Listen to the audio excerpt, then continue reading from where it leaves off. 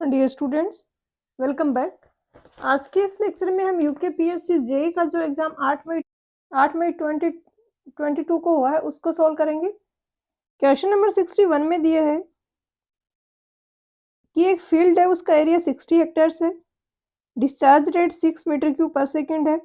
इस रेट से 12 आवर्स तक वाटर सप्लाई किया और इस वाटर से जो depth of water root zone में स्टोर हुआ वो है 216 mm।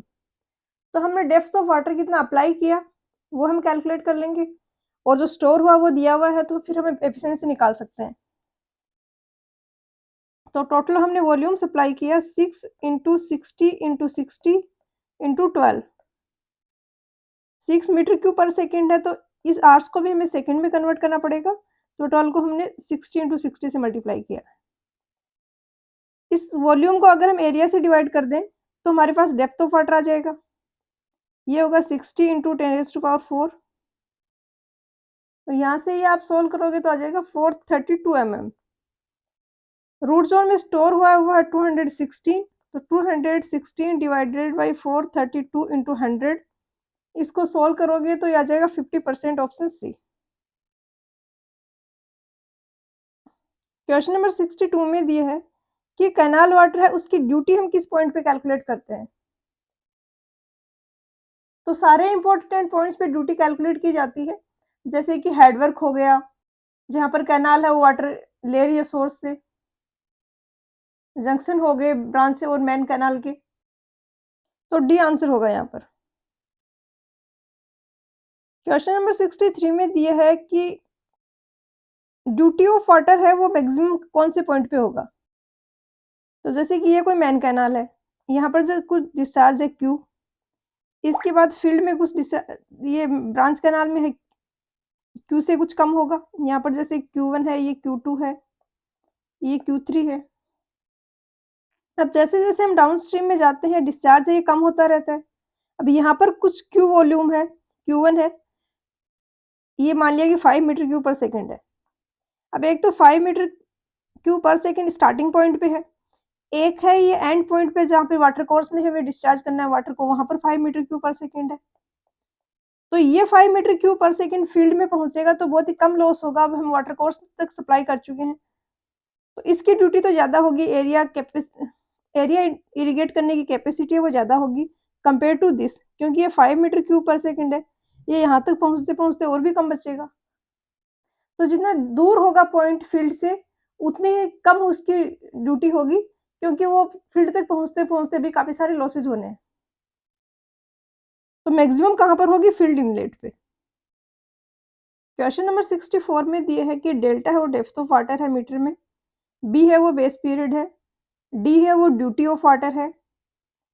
तो इनमें क्या रिलेशनशिप होगा। तो ये तो बहुत सिंपल सा फॉर्मूला है, काफ़ी बार यूज होता है,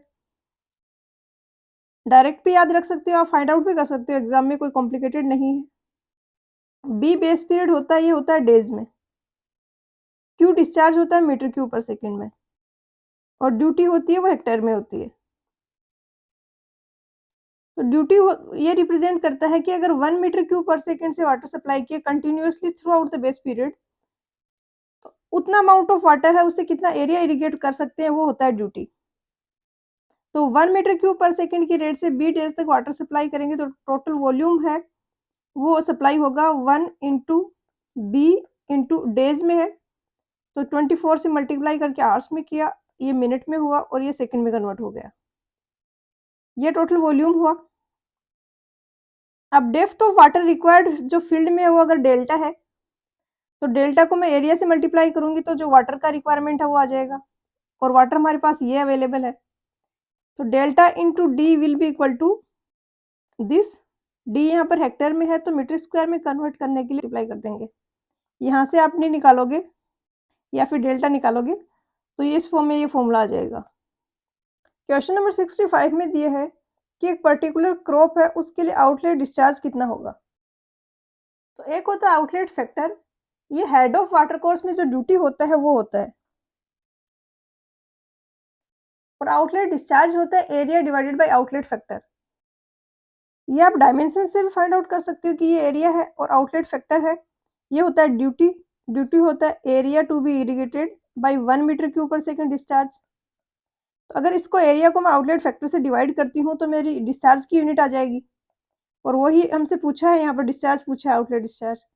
तो इस तरीके से भी कर सकते हो, दूसरा मैथमेटिकली भी समझ के कर सकते हो। वाटर कोर्स के हेड पे जो ड्यूटी होता है वो आउटलेट फैक्टर है।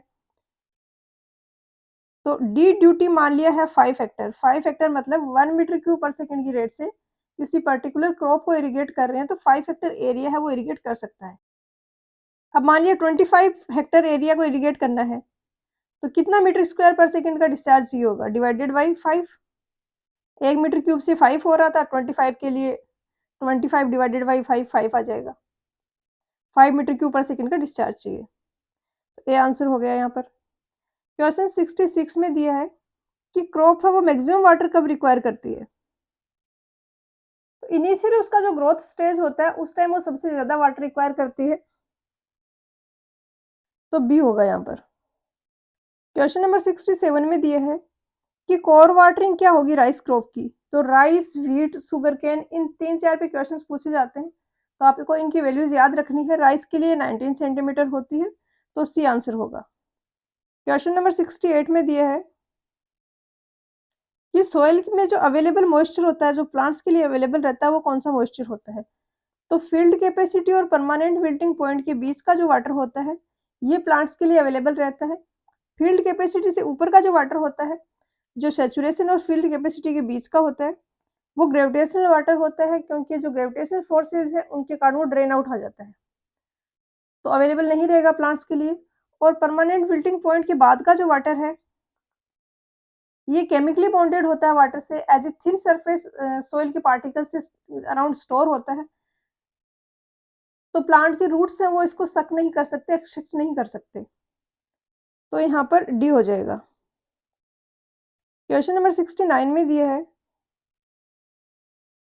कि प्लांट ग्रोथ के लिए यूजफुल सॉइल मॉइस्चर क्या है। तो पिछले क्वेश्चन में मैंने जैसे एक्सप्लेन किया कि फील्ड कैपेसिटी और परमानेंट विल्टिंग पॉइंट के बीच का जो वाटर है वो प्लांट्स के लिए यूजफुल है, वो अवेलेबल रहता है प्लांट्स के लिए, और इसको बोलते हैं कैपिलरी वाटर। तो ए आंसर हो जाएगा। इनके बीच का है ये कैपिलरी वाटर है। सैचुरेशन और फील्ड कैपेसिटी के बीच का ये ग्रेविटेशनल वाटर है, और परमानेंट विल्टिंग पॉइंट और जीरो मॉइस्चर कंटेंट के बीच का ये वाला जो वाटर है ये हाइग्रोस्कोपिक वाटर है। क्वेश्चन नंबर 70 में दिया है कि कोई क्रॉप है, उसकी ड्यूटी है 864 हेक्टेयर पर मीटर क्यूब पर सेकेंड, और बेस पीरियड 120 डेज है, तो डेल्टा क्या होगा। तो पहले हमने फॉर्मूला देखा था, अभी इस पे जस्ट न्यूमेरिकल आगे है। डेल्टा हो जाएगा 8.64 इंटू 120 डिवाइडेड बाई 864, तो ये आ जाएगा 120 सेमी, मीटर में आएगा, फिर कन्वर्ट करना पड़ेगा, तो ए हो जाएगा। क्वेश्चन नंबर 71 में दिए है कि कौन सा फैक्टर ऐसा है जिससे कि ड्यूटी है वो लेस हो जाएगी।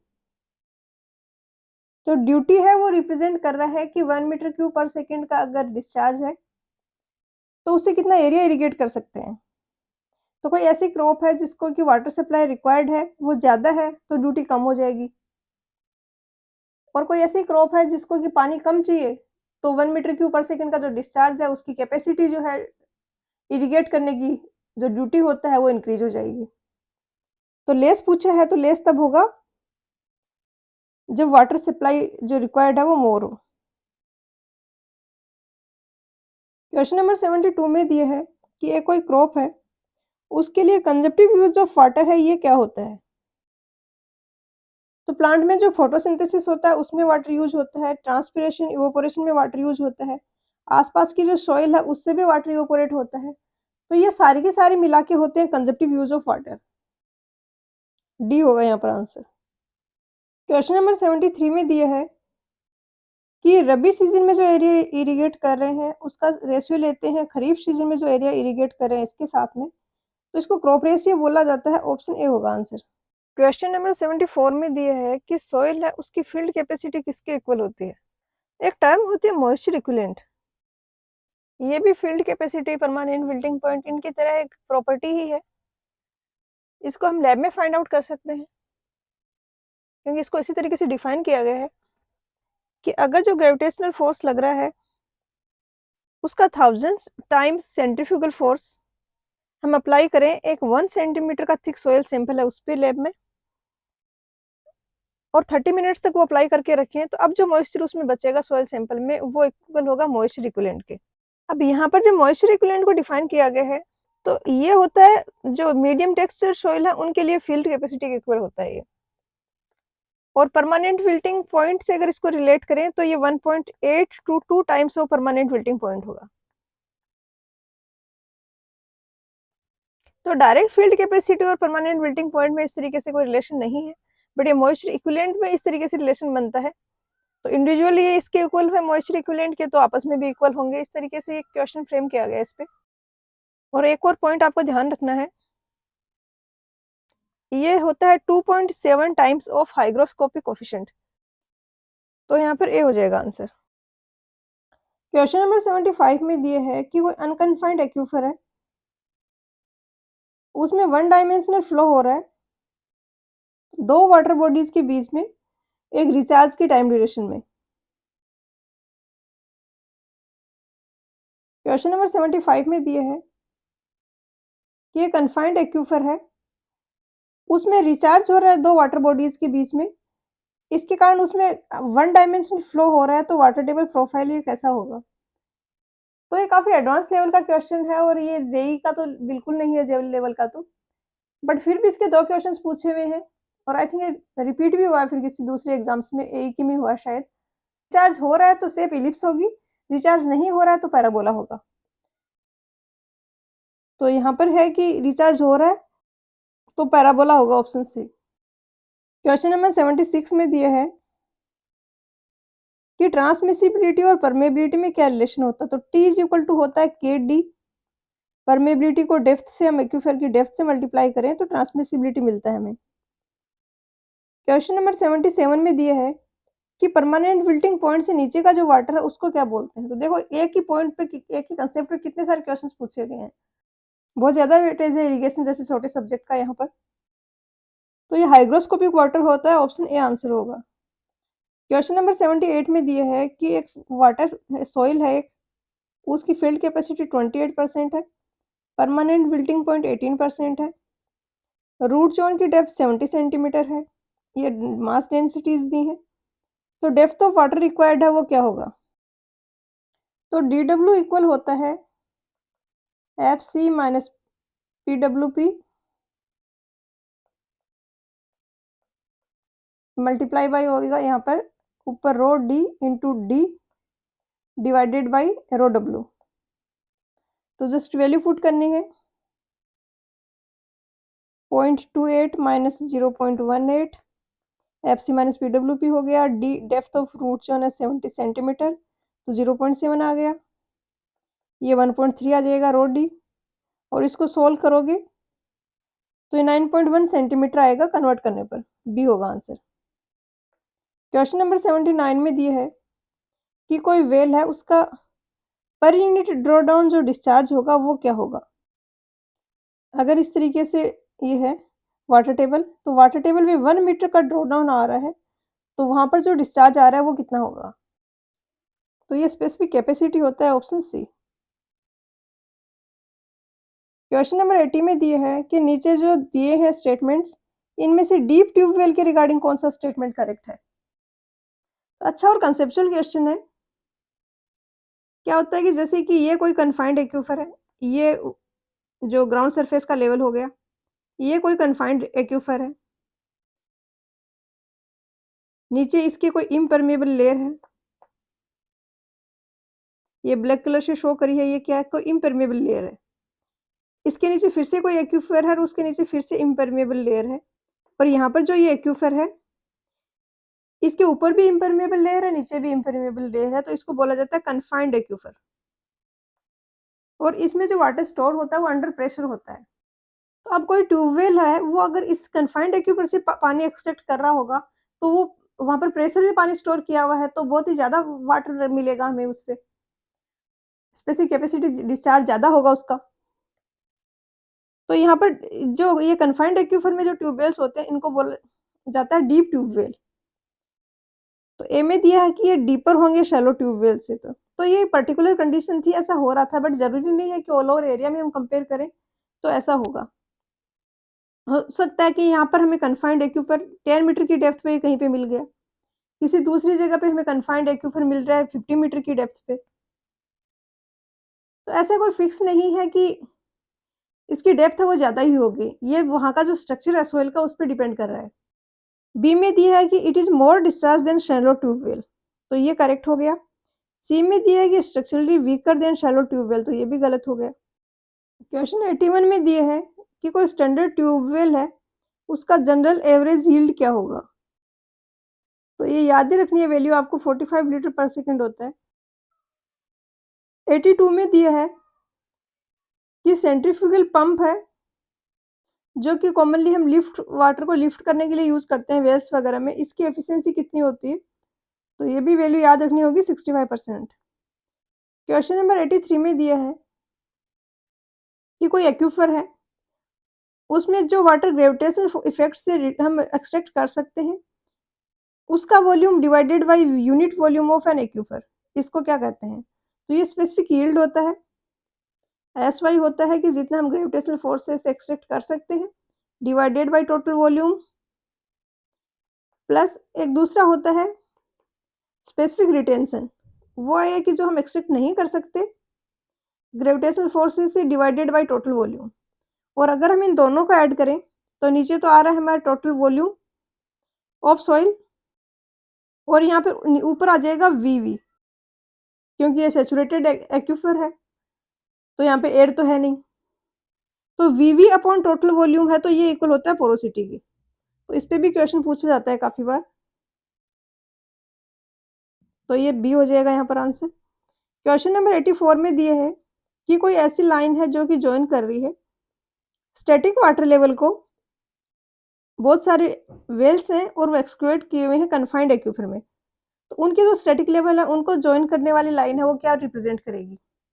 तो मैंने जो पिछले क्वेश्चंस में एक्सप्लेन किया कि कन्फाइंड एक्यूफर है उसमें वाटर होता है वो अंडर प्रेशर होता है, तो उसमें अगर ट्यूबवेल हम डग करेंगे तो उसमें वाटर लेवल राइज होगा। जैसे कि ये कोई कन्फाइंड एक्यूफर है और ये हमने ट्यूबवेल कुछ बनाया है इसमें, तो इसमें हम एकदम से वाटर बाहर निकलेगा और इसमें वाटर है वो राइज होगा किसी एक लेवल तक, जैसे कि मान लिया यहाँ तक राइज हो रहा है। अब ये क्या रिप्रेजेंट कर रहा है? ये वैसे ही एक्ट कर रहा है जैसे कि फ्लूइड मैकेनिक्स में आपने पीजोमीटर पढ़ा होगा, उसमें भी यहाँ पर प्रेशर है, इसके कारण वाटर लेवल है वो राइज होता है।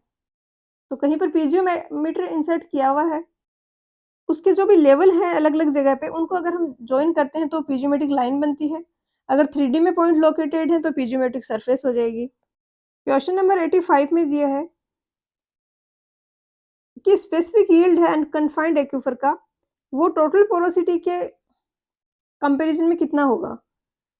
तो n इक्वल होता है SY प्लस SR, तो SY है ये n से तो छोटा ही होगा हमेशा।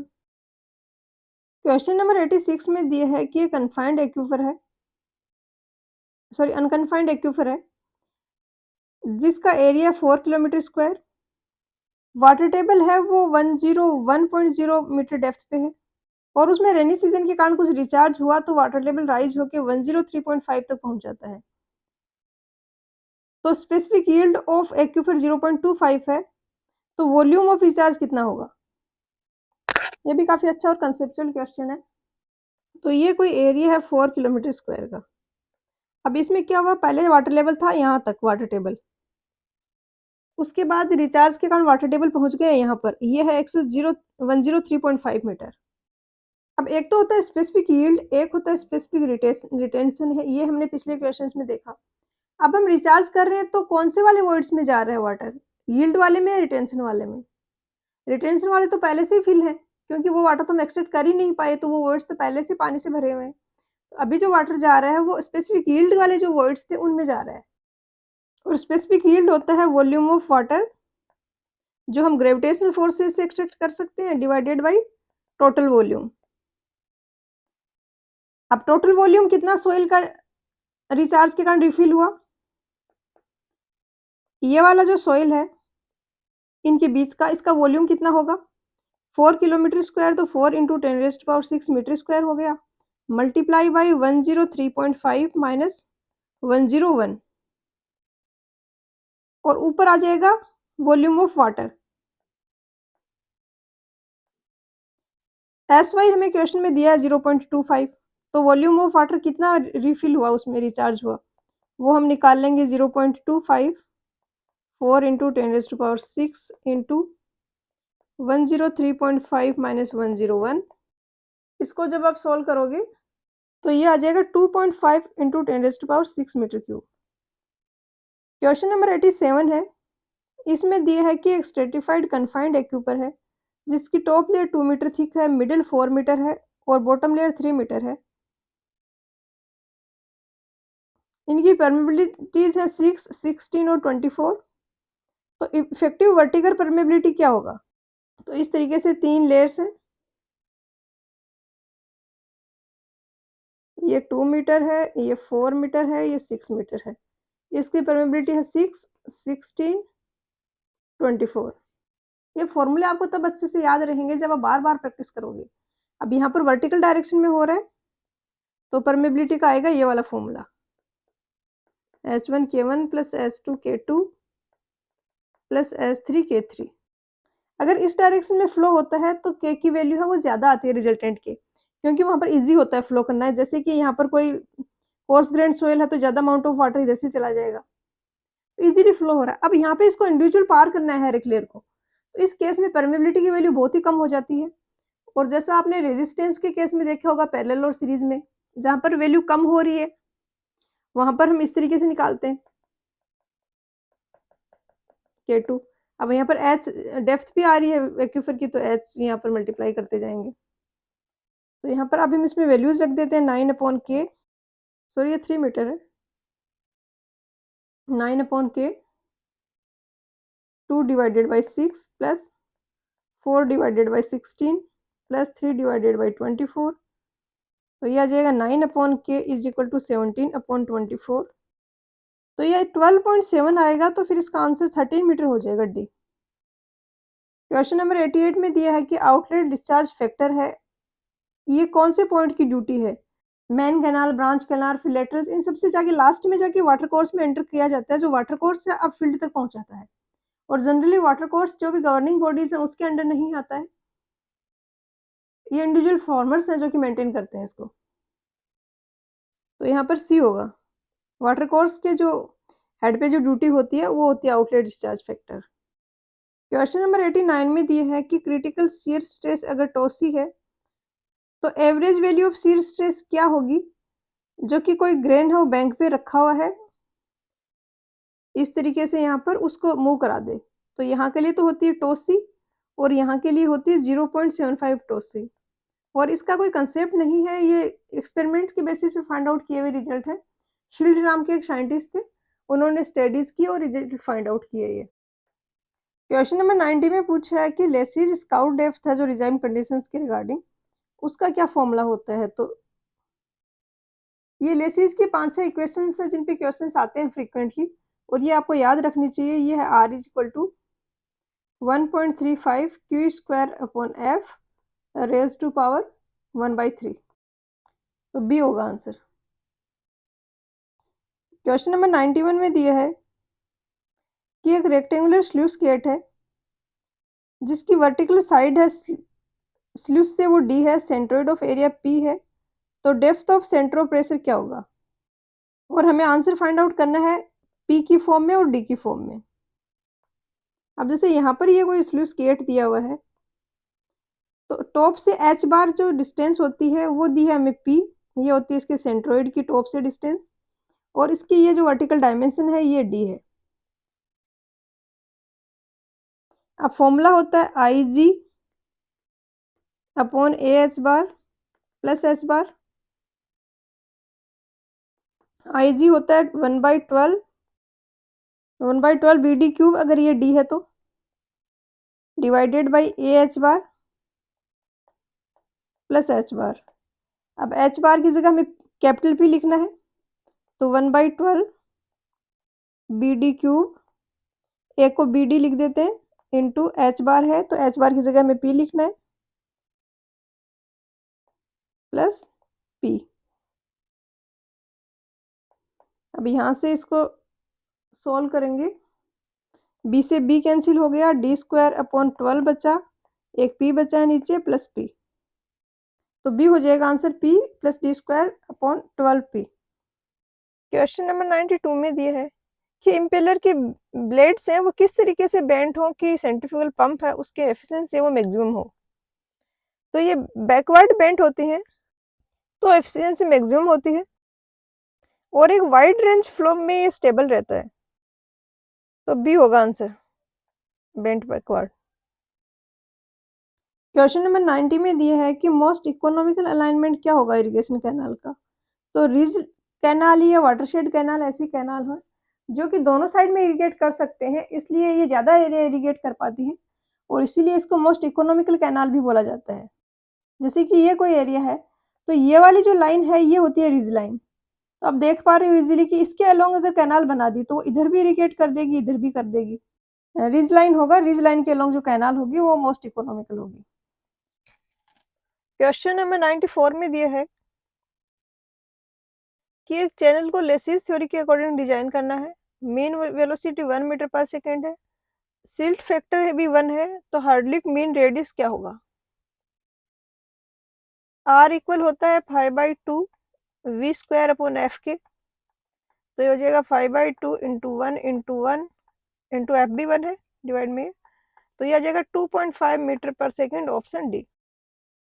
और यहाँ पर एक और इम्पोर्टेंट पॉइंट का आपको ध्यान रखना है कि इस टाइप का क्वेश्चन पेपर होता है उसमें रफ स्पेस की भी दिक्कत होती है। आपको लास्ट में 1-2 खाली पेज दिए हुए होते हैं,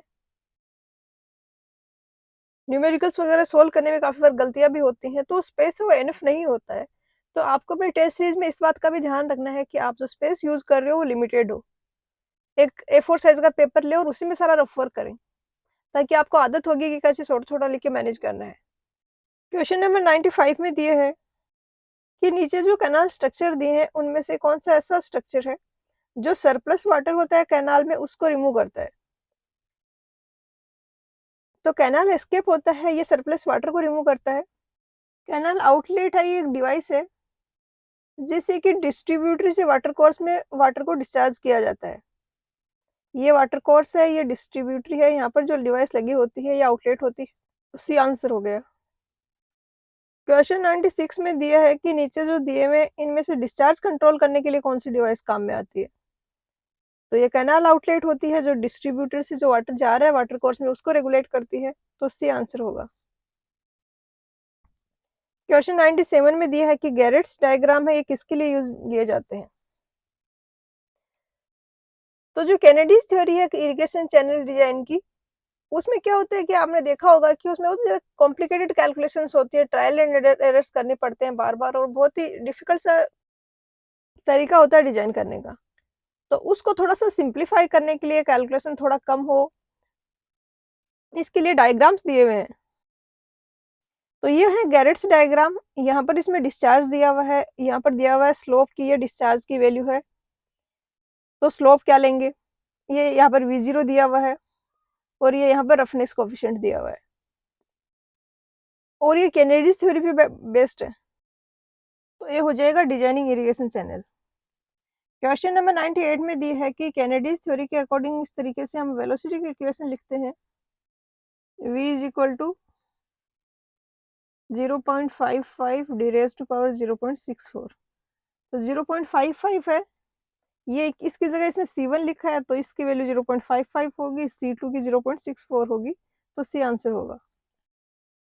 क्वेश्चन नंबर 99 में दिया है कि लेसीज जो थ्योरी है उसके अकॉर्डिंग बेड स्लोप की क्या इक्वेशन होती है।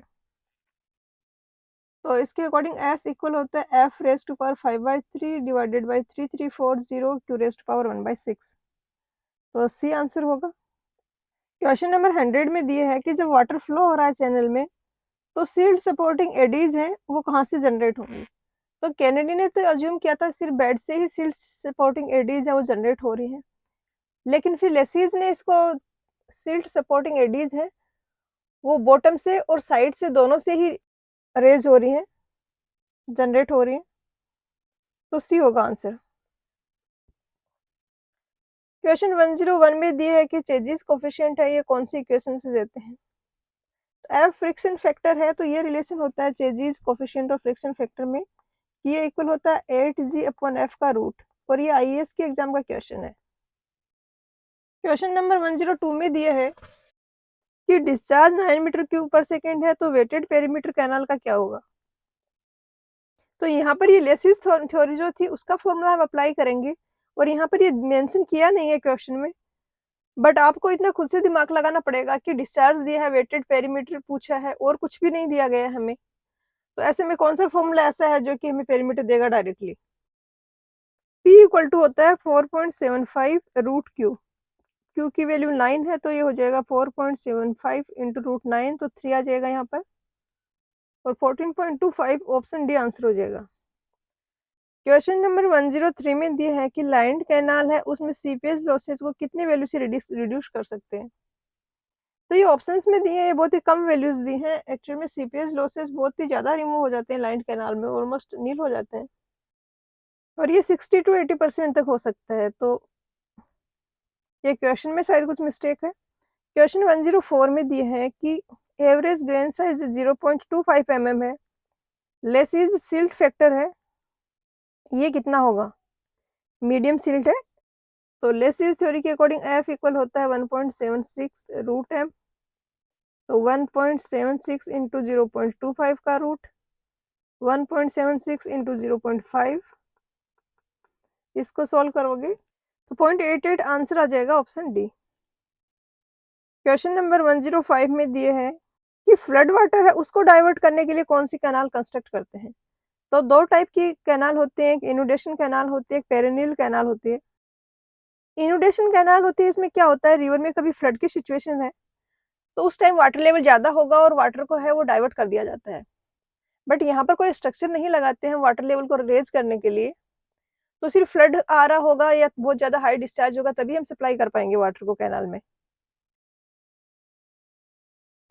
जबकि पेरिनियल कैनाल में हम या तो डैम बनाते हैं या फिर एक डाइवर्जन के लिए जैसे वियर जैसा स्ट्रक्चर बनाते हैं, जो कि वाटर लेवल को राइज कर लेता है और एक फिक्स लेवल पर मेंटेन करके रखता है हमेशा, और इसलिए इनमें through out the year water available रहता है। तो यहाँ पर होगा इनुडेशन कैनाल, ऑप्शन सी। क्वेश्चन 106 में दिया है कि नीचे जो ऑप्शंस दिए हैं इनमें से कौन सा करेक्ट नहीं है लाइनिंग ऑफ कैनाल के लिए? तो सीपेज कम होगा लाइनिंग ऑफ कैनाल अगर कर दी है तो, और लाइन्ड कैनाल में बहुत ही ज्यादा वेलोसिटी हम अलाउ कर सकते हैं क्योंकि वहां पर इरोजन नहीं होगा, तो चैनल कैपेसिटी है वो इंक्रीज हो जाती है, ज्यादा डिस्चार्ज फ्लो कर पाता है उसमें। सी में दिया है कि मेंटेनेंस कॉस्ट इंक्रीज हो जाएगी, तो मेंटेनेंस कॉस्ट है वो अनलाइंड कैनाल की ज्यादा होती है क्योंकि लाइन्ड कैनाल तो स्टेबल कैनाल है, तो इसमें इरोजन वगैरह का इशू नहीं होगा, रिपेयर वगैरह की जरूरत नहीं पड़ेगी, तो सी है ये इनकरेक्ट हो गया। क्वेश्चन 107 में दिया है कि गैरेट्स डायग्राम है, ये किस पर बेस्ड है? तो ये कैनेडीज थ्योरी पे बेस्ड है, डी होगा आंसर। और क्वेश्चन नंबर 97 में हमने देखा कि कैसे ये डायग्राम बना हुआ होता है, ग्राफ सा होता है। क्वेश्चन नंबर 108 में दिए है कि most economical trapezoidal channel section है, उसके लिए क्या क्राइटेरिया है? तो most economical trapezoidal channel section होता है, इसका एक तो ये है कि ये दोनों साइड्स हैं, इनको अगर हम ऐड करें तो ये टॉप विड्थ के इक्वल होते हैं, और दूसरा होता है कि जो जो मोस्ट इकोनॉमिकल रेक्टेंगुलर सेक्शन में कंडीशन थी कि r इज इक्वल टू आ रहा था d/2, वो सेम कंडीशन यहाँ पर भी मेंटेन रहती है। तो ये आपको याद रखने में भी हेल्प करेगा कि रेक्टेंगुलर का तो आप इजीली फाइंड आउट कर सकते हो, इतना आपको पता है कि b होता है वो 2d के इक्वल होता है, तो रेक्टेंगुलर का आप r फाइंड आउट कर सकते हो, तो वो सेम रेशियो है वो ट्रेपेजोइडल में भी होता है। और जो दूसरी कंडीशन है वो याद रखने के लिए आप इसकी हेल्प ले सकते हो कि मोस्ट इकोनॉमिकल ट्रेपेजोइडल सेक्शन इस तरीके से होगा कि ये जो साइड्स हैं अगर हम यहाँ के अज्यूम करें कि हिंज है और यहाँ से हम इसको उस तरह के उठा के ऊपर ले जा रहे हैं, तो ये टॉप विड्थ को पूरा का पूरा कवर कर लेंगे, तो बी होगा आंसर। क्वेश्चन 109 में दिए है कि अगर वेलोसिटी है हाई है तो कैनाल लॉसेस क्या होंगे? तो वेलोसिटी हाई है तो वाटर को डाइवर्जन हेडवर्क से लेके वाटर कोर्स तक फील्ड तक पहुंचने में जो टाइम लग रहा है वो कम हो जाएगा, और टाइम कम हो जाएगा तो सीपेज जितने टाइम ड्यूरेशन में हो रहा है वो ड्यूरेशन भी कम हो जाएगा, तो सीपेज लॉसेज हैं वो कम हो जाएंगे, डिक्रीज हो जाएंगे। क्वेश्चन 110 में दिया है कि एक वाइड रेक्टेंगुलर चैनल है जिसकी स्पेसिफिक एनर्जी 3/2 मीटर है, विड्थ है वो 2 मीटर है, तो मैक्सिमम पॉसिबल डिस्चार्ज क्या होगा? तो एक तो यहाँ पर जो ये स्पेसिफिक एनर्जी दी ही हुई है, ये क्रिटिकल वाली स्पेसिफिक एनर्जी है, क्योंकि हमें इसी के एनर्जी के कॉरस्पॉन्डिंग जो डिस्चार्ज है वो निकालना है और मैक्सिमम डिस्चार्ज पूछा है। तो ये आपको खुद से समझना पड़ेगा कि मैक्सिमम डिस्चार्ज पूछा है, तो यहाँ पर इसने उसी के कॉरस्पॉन्डिंग एनर्जी दी होगी, जो कि होती है क्रिटिकल एनर्जी। अब इसी इक्वल होता है 3/2 YC। तो यहाँ से हमें पता चल रहा है कि YC जो क्रिटिकल डेप्थ ऑफ फ्लो है वो इक्वल होगा 1 के। अब अगर क्रिटिकल फ्लो है तो Q²T/Ga³ है, इसकी वैल्यू होती है 1। तो यहाँ से Q निकालना है हमें, Q² आ जाएगा Ga³ डिवाइडेड बाई T का रूट। A की जगह रख देंगे By और T की जगह रख देंगे B। इस तरीके से रेक्टेंगुलर है तो जो यहाँ पर विड्थ है वो ही टॉप विड्थ होगी, इसका क्यूब और इसका रूट। इसको जब आप सॉल्व करोगे तो ये रूट 6.26 आ जाएगा, ऑप्शन सी। y यहाँ पर YC है तो इसकी वैल्यू आपको रखनी है 1। क्वेश्चन नंबर 111 में दिया है कि वो रिवर जो कि सी को ज्वाइन करने से पहले ही ड्राई हो जाती है, तो ये वर्जिन रिवर होती है। क्वेश्चन 112 में दिया है कि ऐसा कैनाल जो कि वाटर ले रही है आइस फेड पेरिनियल रिवर से। तो जो आइस फेड रिवर्स हैं उनमें थ्रू आउट द ईयर है वो पानी अवेलेबल रहता है। समर्स में रेनफॉल कम भी है तो भी वो आइस है वो मेल्ट हो के वाटर उनको सप्लाई करती रहते हैं। तो पेरिनियल रिवर्स पे जो कैनाल होती हैं वो पेरिनियल कैनाल सी होती हैं, क्योंकि ये थ्रू आउट द ईयर इनमें वाटर अवेलेबल रहता है। और पेरिनियल कैनाल और परमानेंट कैनाल है, ये दोनों सेम ही है। तो यहाँ पर ए और सी दोनों ही करेक्ट आंसर है। आंसर की में सी दिया है बट ए भी सही है।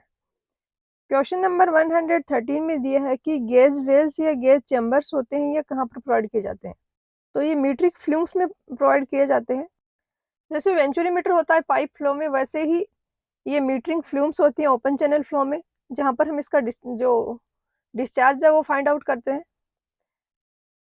तो वेंचुरीमीटर के जैसे ही क्रॉस सेक्शनल एरिया को हम रिड्यूस करते हैं और उसके कारण जो वेलोसिटी में चेंजेस आते हैं उनसे हम डिस्चार्ज को रिलेट करके क्यू निकालते हैं। और यहाँ पर किस पॉइंट पे कितनी डेप्थ ऑफ फ्लो है वो मेजर करने के लिए आई थिंक ये गेजेस हैं वो यूज किए जाते हैं। एग्जैक्टली गेज चेम्बर क्या होता है इसका कुछ प्रॉपर रेफरेंस नहीं मिल पाया, बट हमें यहाँ पे डेप्थ तो मेजर करनी पड़ेंगी अलग अलग जगह पे, और उन डिवाइसेस को गेजेस बोलते हैं। तो यहाँ पर ए हो जाएगा मीटरिंग फ्लूम। क्वेश्चन 114 में दिए है कि 2 मीटर वाइड एक रेक्टेंगुलर चैनल है जिसकी डेप्थ है वो 1 मीटर है, चेजिस कोफिशिएंट 50 है, स्लोप ऑफ द चैनल है वो 0.0001 है। तो कन्वेंस क्या होगा चैनल का। तो ये ऐसे क्वेश्चन है जिनमें कंसेप्ट नहीं है कोई, जस्ट एक फॉर्मूला है कन्वेंस का जो कि इतना फ्रिक्वेंटली यूज भी नहीं होता है, उस पे क्वेश्चन फ्रेम कर दिया है। तो ऐसे क्वेश्चन आप तभी कर पाते हैं जब आपने वो सेम क्वेश्चन पहले किया हो। अब इसमें जस्ट इतना सा है कि कन्वेंस होता है, ये होता है Q/S का रूट। Q होता है V इंटू ए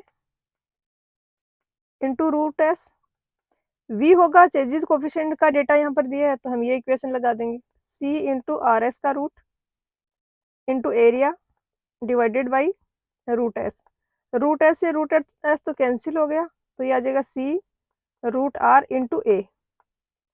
सी की वैल्यू दी है 50।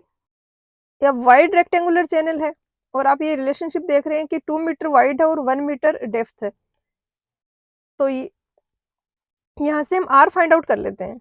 ये आ जाएगा BD plus B plus 2D, तो 2 इंटू 1 डिवाइडेड बाई 2 प्लस 2, तो ये यहाँ से आ जाएगा आर की वैल्यू 1/2। तो आर की वैल्यू 1/2 रख देंगे और एरिया हमें पता है 2 इंटू 1 होगा, 2 इंटू 1। कैलकुलेशन भी सिंपल है, इसको सोल्व करोगे तो ये आ जाएगा 70.71, ऑप्शन बी। क्वेश्चन 115 है, अच्छा क्वेश्चन है। इसमें दिया है कि कोई चैनल कन्वे कर रहा है 8 मीटर पर सेकंड का रेट से वाटर, एवरेज वेलोसिटी है 2 मीटर पर सेकंड, तो विड्थ और डेप्थ क्या होगा जो most economical rectangular channel selection होगा उसका। अब यहाँ पर नन ऑफ दीज नहीं दिया है, तो ऐसे जो भी क्वेश्चन है आपको उनको एलिमिनेशन के मेथड से भी कर सकते हो। जैसे कि हमें पता है कि मोस्ट इकोनॉमिकल जो रेक्टेंगुलर चैनल सेक्शन होता है उसमें ये रिलेशनशिप होता है B इक्वल होता है 2D के। और फर्स्ट वाला पैरामीटर ये विड्थ है और ये डेप्थ है। तो क्या ये ये कंडीशन फुलफिल हो पा रही है इसमें? नहीं हो रही। इसमें भी नहीं हो रही, इसमें भी नहीं हो रही। ये एक ऐसा है जिसमें कि ये कंडीशन फुलफिल हो रही है, तो ये ही most economical rectangular channel section होगा, सी होगा। क्वेश्चन 116 में दिया है कि डाइवर्जन हेडवर्क है, उसमें कैनाल हेड रेगुलेटर है, ये किस डायरेक्शन में अलाइंड होता है? तो ये लेआउट है कैनाल हेडवर्क का। इधर से ये रिवर आ रही है, यहाँ पर हमने ये डाइवर्जन हेडवर्क दिया हुआ है और इसके कारण वाटर लेवल राइज होगा, जिसको हम इस ऑफ टेकिंग कैनाल से इधर सप्लाई कर देंगे। यहाँ पर ये जो डिवाइस है ये होती है कैनाल हेड रेगुलेटर, जो कि कैनाल में जो हेड है उसको रेगुलेट करती है। ये यहाँ पर है डिवाइड वॉल, ये वाली लाइन डिवाइड वॉल है, और ये जो है ब्लू लाइन से मैं शो कर रही हूँ, ये फिश लैडर है। ये इसलिए दी जाती है कि जो फिशेज है वो अपस्ट्रीम या डाउनस्ट्रीम जिस डायरेक्शन में वो जाना चाहें वो जा सकें। इसको इस तरीके से डिजाइन करते हैं कि इसमें वेलोसिटी है वो काफी कम रखी जाती है। और ये अंडर स्लूस का पोर्शन है, इसमें से क्या होता है कब हमें वाटर लेवल है इसको कम करना है या इंक्रीज करना है तो हम इससे वाटर को डाउनस्ट्रीम में पास करा देते हैं। अब क्वेश्चन में हमसे इतना पूछा है कि कैनाल हेड रेगुलेटर है किसके पैरेलल होता है, तो ये आप देख रहे हैं डिवाइड वॉल इसी के पैरेलल डायरेक्शन में है ये, तो सी हो जाएगा। और एक हिंट देती हूँ मैं आपको, काफी बार ऐसे क्वेश्चंस होना जहाँ पे एक स्टेटमेंट का अपोजिट दूसरा स्टेटमेंट भी दिया है इस टाइप के क्वेश्चंस में। जैसे कि यहाँ पर एक में परपेंडिकुलर दे दिया है, एक में पैरेलल दे दिया है, तो ऐसे में एक ट्रू जरूर होता है मोस्टली। या फिर ऐसे दिया है कि एक इसको पैरामीटर को इंक्रीज करने से ये डिक्रीज होगा या इसको डिक्रीज करने से ये जो क्वेश्चन में पूछी है ये वैल्यू डिक्रीज होगी, तो ये भी कॉन्ट्राडिक्टरी स्टेटमेंट हो रहे हैं। तो मोस्टली इस टाइप के क्वेश्चंस में इन्हीं में से करेक्ट होता है एक स्टेटमेंट। क्वेश्चन 117 में दिया है कि सील्ट इजेक्टर्स होते हैं, ये कहाँ पर कंस्ट्रक्टेड होते हैं? एल होता है सील्ट एक्सक्लूडर, ये करता है कि एक्सक्लूड करता है जो भी वाटर जा रहा है उसमें से सिल्ट को एक्सक्लूड कर देता है कि वो कैनाल के अंदर एंटर ही ना हो। दूसरा है ये सिल्ट इजेक्टर। सिल्ट इजेक्टर क्या करता है, जो भी चली गई है कैनाल के अंदर सिल्ट, ये उसको बाहर निकालता है। इसमें क्या करते हैं, सारे में मैकेनिज्म सेम सा ही होता है कि नीचे की जो लेयर्स है उनमें सिल्ट की क्वांटिटी ज्यादा होती है और उनको सेपरेट करके अलग कर देते हैं, तो सिल्ट है वो सेपरेट हो जाता है। तो सिल्ट इजेक्टर को करेंगे downstream of canal head regulator में, एक्सक्लूडर का पूछे तो अपस्ट्रीम होगा, तो सी हो जाएगा यहाँ पर। क्वेश्चन 118 में दिया है कि फिश लैडर है उसमें वेलोसिटी ऑफ फ्लो है वो अप्रोक्सीमेटली कितना होता है? तो ये डाइवर्जन हेडवर्क का लेआउट है, ये इधर कैनाल है, ये वियर स्ट्रक्चर है, ये यहाँ से रिवर आ रही है। तो फिश लैडर ये वाला स्ट्रक्चर है और ये इसलिए प्रोवाइड किया जाता है कि फिश जिस डायरेक्शन में भी ट्रेवल करना चाहे वो इजीली ट्रेवल कर ले, और इसका डिजाइन इस तरीके से रखा जाता है कि इसमें वेलोसिटी है जो फिश लैडर में वो 3 मीटर पर सेकंड से ज्यादा नहीं हो, क्योंकि कम वेलोसिटी से अगर फ्लो हो रहा है वाटर तो वहां पर फिशेज हैं वो उसके अपोजिट डायरेक्शन में ट्रेवल कर सकती हैं, स्विम कर सकती हैं। बट अगर बहुत ही ज्यादा वेलोसिटी है तो फिशेज के लिए अपस्ट्रीम में ट्रेवल करना पॉसिबल नहीं हो पाता, तो यहाँ पर सी होगा। क्वेश्चन 119 में दिया है कि एक लार्ज रिवर है जिसकी डेप्थ है 15 मीटर, तो करंट मीटर से हम जब रीडिंग लेंगे वो वेलोसिटी के लिए तो किस किस डेप्थ पे लेंगे? तो करंट मीटर से एक तो 0.2 डी डेप्थ पे लिया जाता है, दूसरा 0.8 डी डेप्थ पे लिया जाता है, और इसका एवरेज निकालते हैं फिर। तो 0.2 डी में हो जाएगा 3 और 8 में हो जाएगा 12 मीटर। क्वेश्चन 120 में दिए है कि मैक्सिमम एरिया को इरिगेट कर सके इसलिए प्रेफर्ड इरिगेशन चैनल होता है, वो कौन सा होता है? तो ये कोई एरिया है, इसमें ये वाली लाइन आपको जो टॉप पे दिख रही है इसको बोला जाता है रिज लाइन, और इस रिज लाइन के अलोंग अगर कैनाल है तो वो दोनों एरिया में इरिगेट कर पाती है, तो ये ज्यादा एरिया इरिगेट कर सकती है। और रिज कैनाल को वाटरशेड कैनाल भी बोलते हैं, तो ये आंसर होगा। तो आज के लेक्चर में इतना ही, मिलते हैं नेक्स्ट लेक्चर में। पढ़ाई करते रहिए, ऑल द वेरी बेस्ट।